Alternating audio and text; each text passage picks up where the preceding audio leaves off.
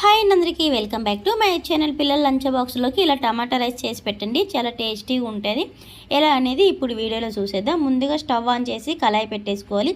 కళాయి వేడైన తర్వాత దీనిలోకి ఆయిల్ లేదా గీ వేసుకొని ఆయిల్ బాగా వేడైన తర్వాత దీనికి హోల్ గరం మసాలా సంబంధించిన మసాలాన్ని వేసేసి ఇప్పుడు ఆనియన్స్ వేసుకొని ఆనియన్స్ బాగా ఫ్రై చేసుకోవాలండి. ఆనియన్స్ బాగా వేగిపోయిన తర్వాత ఇందులోకి అల్లం వెల్లుల్లి పేస్ట్ వేసుకొని పచ్చివాసన పోయిన దాకా వేయించుకోవాలి. ఇలా వేగిపోయిన తర్వాత ఇందులోకి టమాటా ముక్కలు వేసేసి ఒకసారి కలిపేసి 2 మినిట్స్ వరకు మూత పెట్టి మగ్గించుకోవాలి.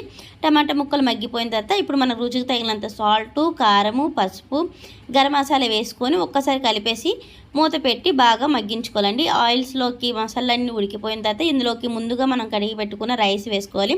1 గ్లాస్ రైస్ కోసం 2 గ్లాసులు వాటర్ పోసుకొని అన్నంని ఉడికించుకోవాలండి. అన్నం ఇలా ఉడికి దగ్గర పడేటప్పుడు స్టవ్ని సిమ్లో పెట్టేసి మూత పెట్టి ఒక 5 మినిట్స్ వరకు ఉడికించుకుంటే సరిపోతుంది. ఎంతో టేస్టీ అయిన టమాటా రైస్ రెడీ.